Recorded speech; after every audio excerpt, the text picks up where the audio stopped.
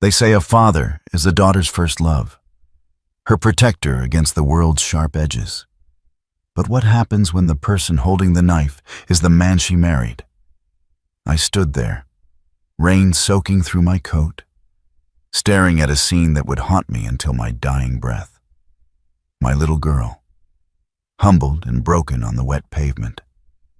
Before I tell you exactly what I did to the people who hurt her, I need you to understand something. This isn't just a story about anger. It is a story about justice. If you are watching this from the comfort of your home or listening on your way to work, I want you to take a moment. Hit that like button if you believe family is sacred.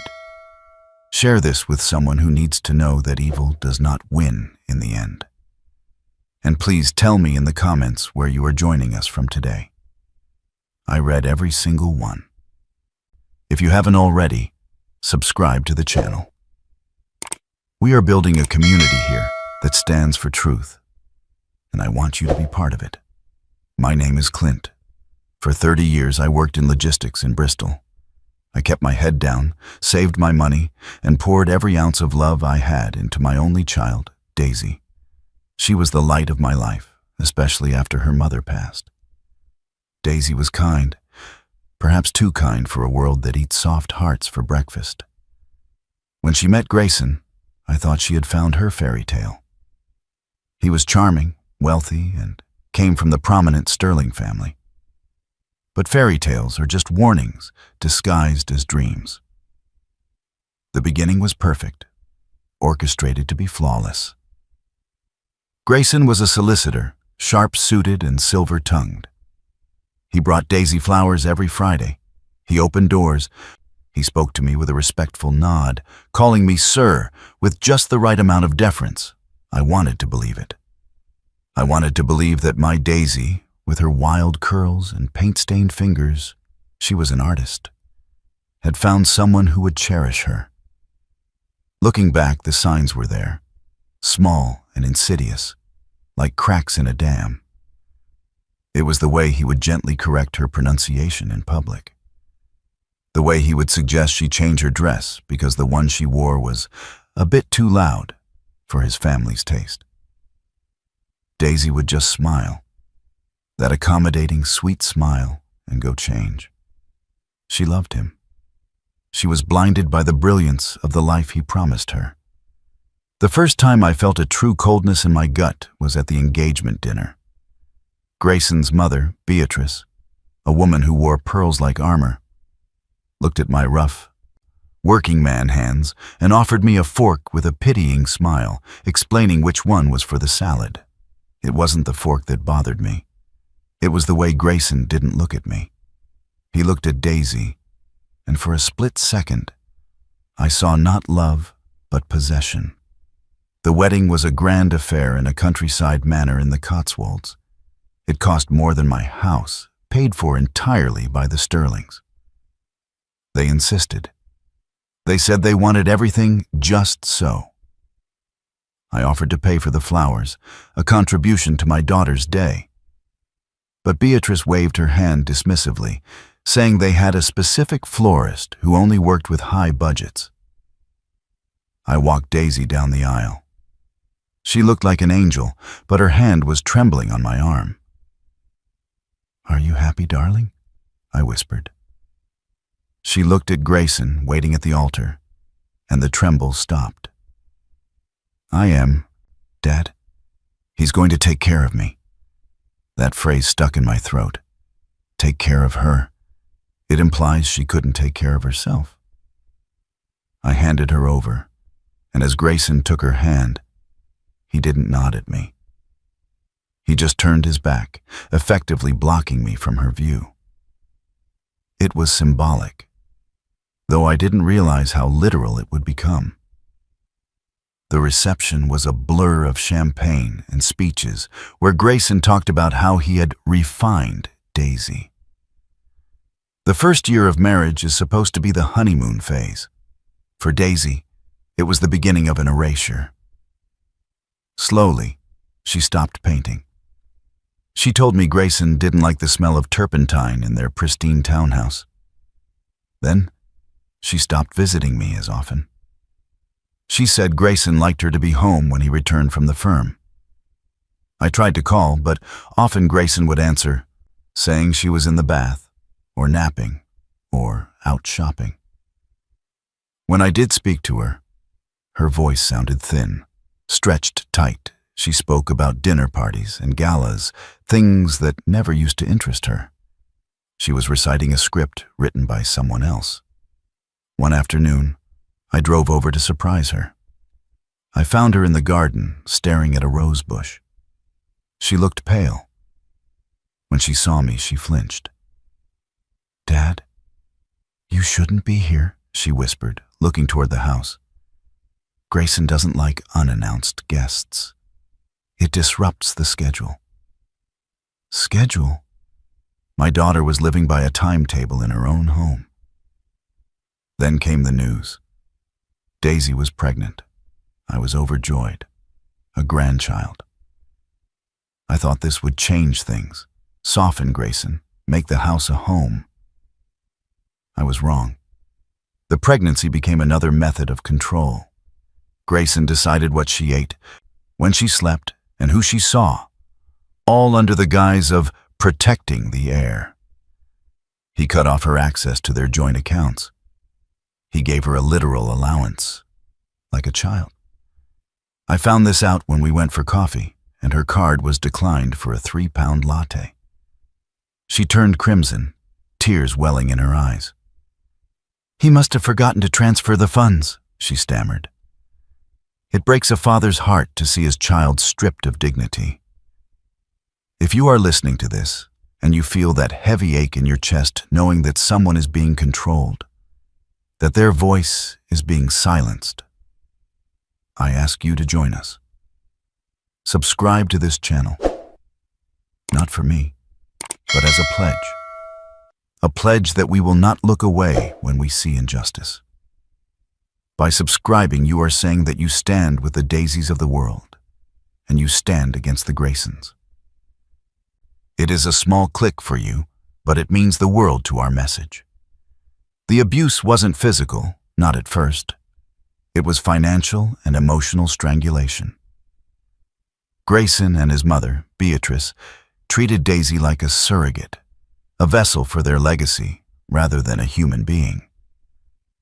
Beatrice would come over daily, criticizing the cleanliness of the house, the way Daisy sat, the way she breathed. "You're gaining too much weight," Beatrice would say, sipping tea. "Grayson hates sloppy women."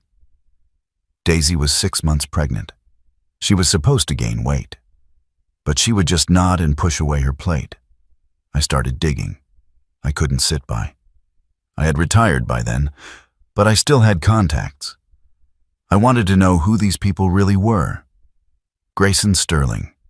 The name carried weight in the city, but rumors are like smoke. They always lead to a fire.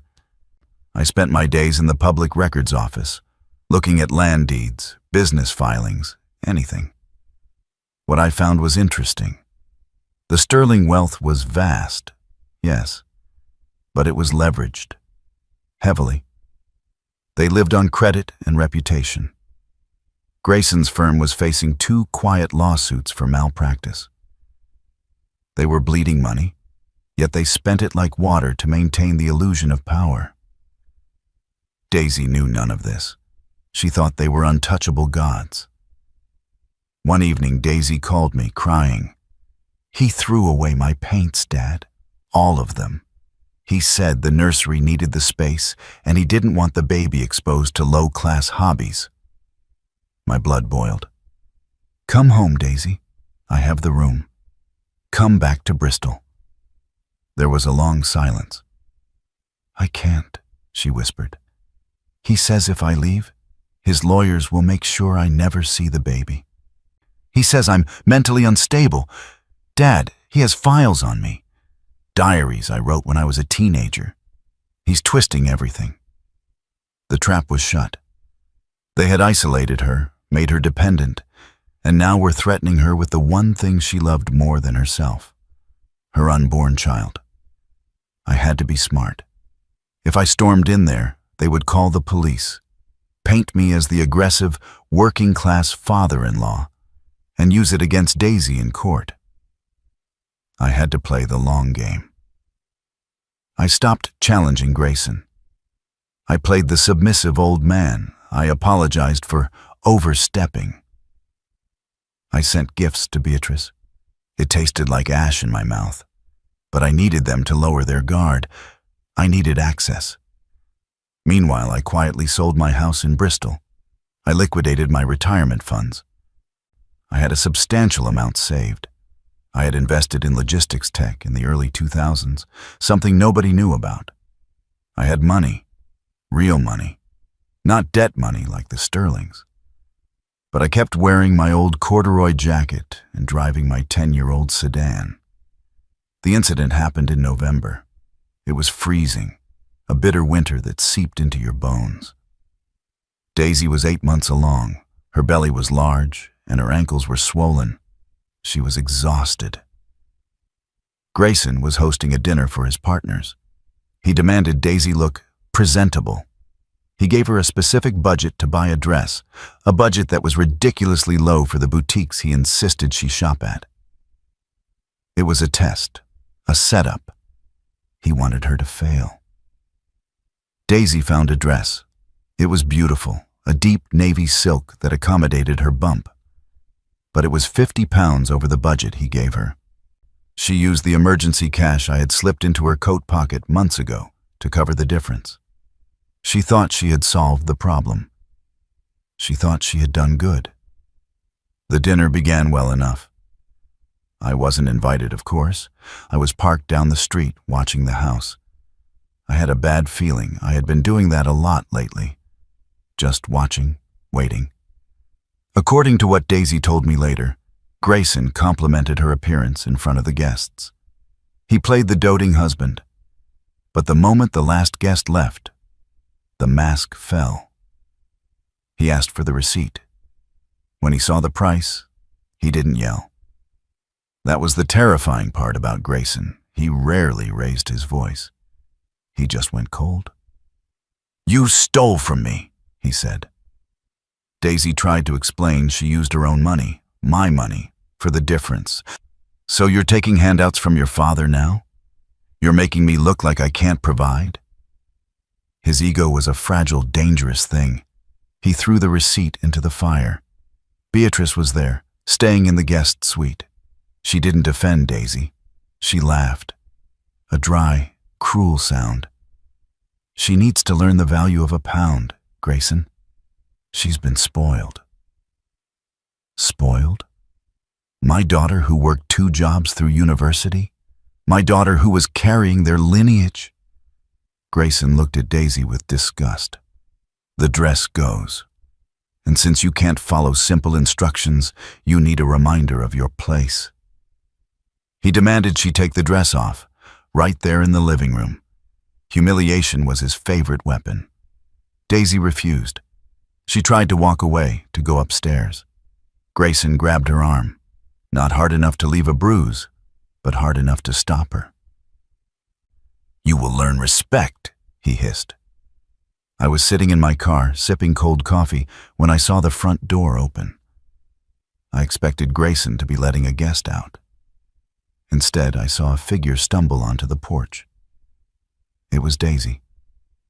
She was wearing the dress. But then, to my horror, Grayson pushed her. "You want to wear that expensive dress? Fine, wear it outside, cool off. Maybe the cold will clear your head."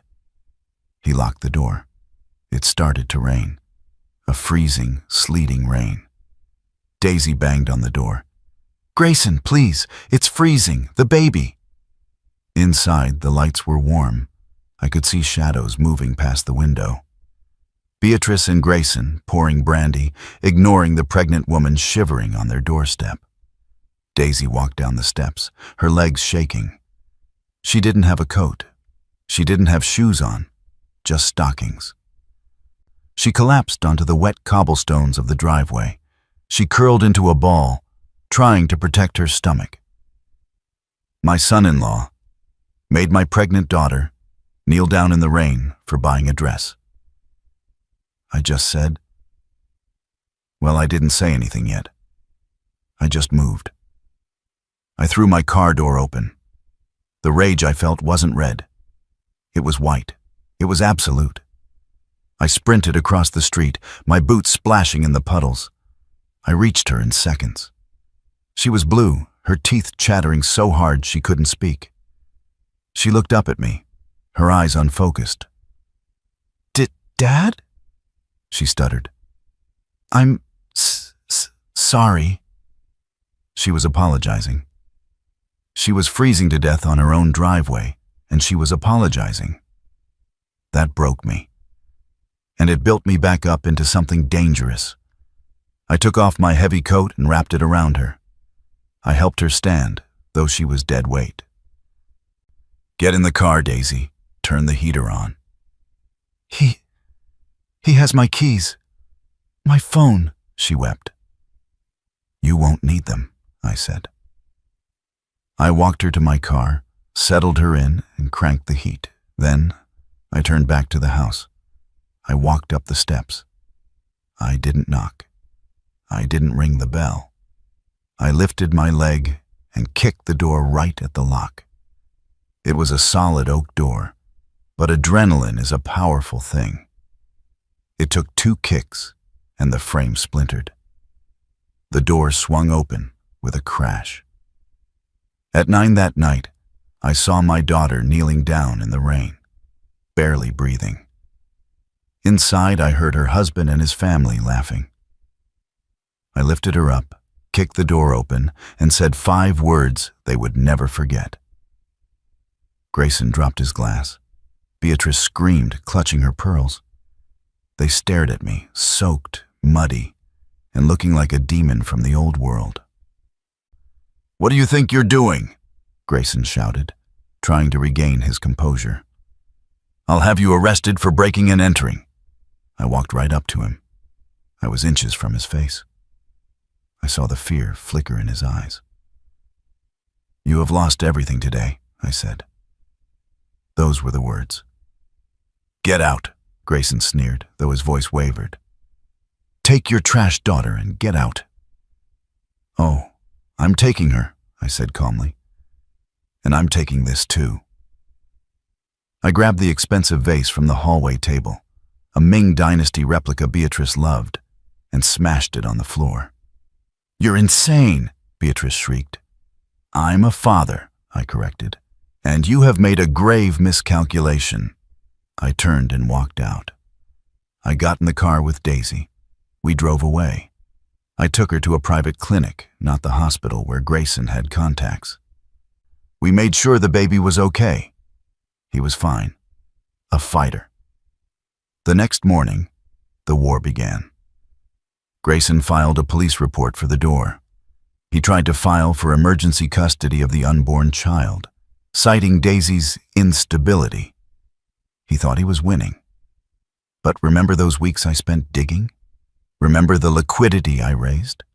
I didn't just find out Grayson was in debt. I found out who held his debt. His mortgage wasn't with a bank anymore. It had been sold to a private equity firm for distressed assets. A firm called Archon Holdings. 2 weeks ago, Archon Holdings had been acquired by a silent investor. Me. 3 days after the rain incident, Grayson walked into his office to find his partners waiting for him. They had received a dossier, evidence of the embezzlement Grayson had been using to cover his personal debts. The evidence I had gathered. He was fired on the spot. But the real blow came at noon. He went home to the townhouse, the symbol of his status. He found the locks changed. A bailiff was standing outside. What is this? Grayson demanded. This is my house. Actually, the bailiff said, checking his clipboard. The property has been foreclosed by the lien holder due to breach of contract and failure to maintain insurance. I have insurance, Grayson yelled. He didn't. I knew he had let the policy lapse to pay for the wedding. It was a clause in the mortgage contract. Immediate foreclosure upon lapse. Grayson called the holding company. He demanded to speak to the owner. He was put through. "Mr. Sterling," I said, putting the phone on speaker so Daisy could hear. We were sitting in my new rental, a warm, safe cottage in the countryside. "Who is this?" Grayson asked. "It's Clint," I said. Silence. Absolute terrified silence. You own the note?" "I own the note. I own the debt. And I own the evidence of your fraud," I said. "And because I am a generous man, I am giving you a choice. Sign full custody over to Daisy, renounce your parental rights, and leave the country. Or I give the file to the Crown Prosecution Service." Grayson signed. He had no choice. He was a bully, and bullies are cowards when the power dynamic shifts. He fled to Spain to avoid prosecution for the embezzlement, leaving Beatrice destitute. She had to move into a council flat in Luton. Daisy gave birth to a healthy baby boy, Leo. He has my eyes and her gentle spirit. We live quietly now. Daisy has started painting again. Her art is different. Darker, perhaps, but stronger. She is healing. We never heard from Grayson again. He is a ghost, a bad memory washed away by the rain. As I hold my grandson, I think about that night. I think about the choice between silence and action. It's easy to look away. It's easy to say, "It's not my business." But family is business. Love is a verb. It requires action. If this story moved you, if you felt the cold rain and the warmth of justice, please, I ask you one last time, subscribe. Share this story, not for the algorithm, but because somewhere out there, another Daisy is waiting for someone to kick down the door. Be that person. Be the one who acts. Thank you for listening.